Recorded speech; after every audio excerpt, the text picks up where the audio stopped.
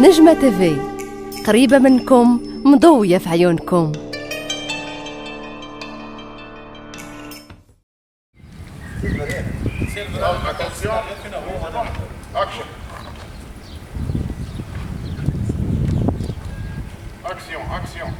الدور ديالي هو مستر سانسور.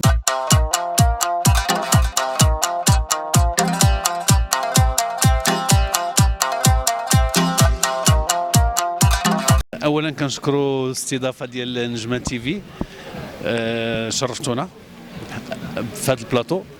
التجربه ديال مستر سانسور هي حلقات 30 حلقه من 7 دقائق، سلسله فكاهيه مع التلفزه المغربيه.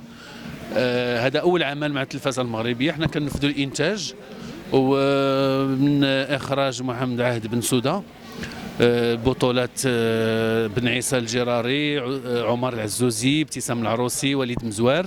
وكنستضفوا كل نهار كنستضفوا فنان كندوزوا معاه كنسجلوا معاه حلقه. الان كنتواجدوا بمدينه مراكش اللي اننا خديناها كديكور رسمي لهذا الشريط نظرا لمكانتها السياحيه والثقافيه والاجتماعيه، وحتى يعني الفكاهه اللي كتربط هذه المدينه بالنوع الكوميدي اللي كيتعرف عندنا يعني في المغرب وخارج المغرب. فمستر سانسور هو نوع جديد من الكوميديا اللي يعتمد على لا سيتواسيون، على الموقف، وكنحاولوا ما يمكن اننا نغيروا النمطيه اللي مشى عليها الكوميديا المغربيه اللي هي كتعتمد على الحوار، على مجموعه ديال الحوارات.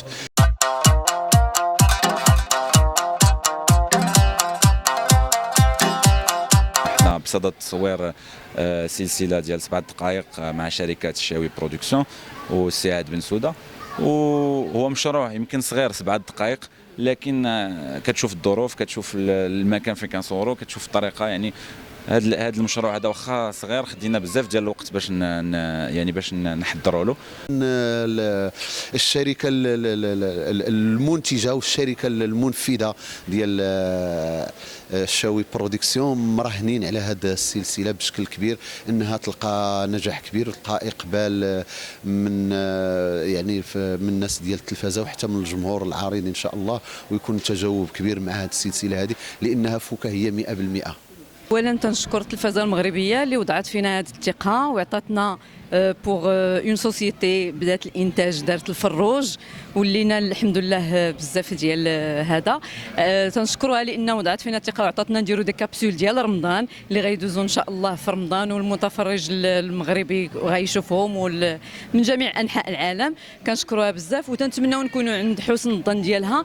الجديد اللي درنا في هذه السلسله وهو داك الشيء اللي ما كنشوفوش دائما في رمضان. اولا كنصوروا في واحد الديكور اللي واحد الفضاء اللي مزيان وجميل بزاف، ان اوتيل 5 ايطوال، لان دائما في التلفزه المغربيه في رمضان او في التلفزه المغربيه او التلفازات الاخرين دائما كنشوفوا اغلبيه بغينا نبينوا للجمهور المغربي والعالمي ان المغرب ما فيهش غير العروبيه وما فيهش غير الباديه، ما فيهش غير الديور ديال الطين، ما فيهش بزاف، فيه الحمد لله اجواء مزيانه، فيه ناس مزيانين، فيه حياه عصريه، فيه بزاف ديال الحاجات.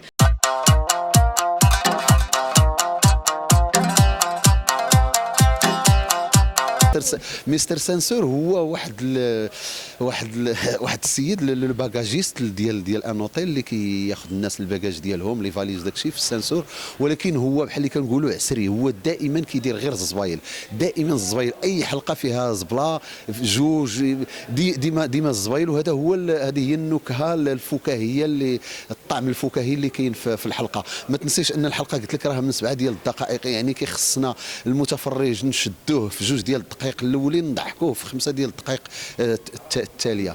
دونك هذا البيرسوناج هذا الشخصيه هذه يعني مرحه، حمقى، مسطيه، عندها طموحات، عندها احلام، وهاد الطموحات ديالو، هاد الاحلام وهاد الرؤى ديالو والافكار ديالو هي اللي كتخلق لنا يعني الموقف، لا سيتياسيون كوميك، الموقف الساخر.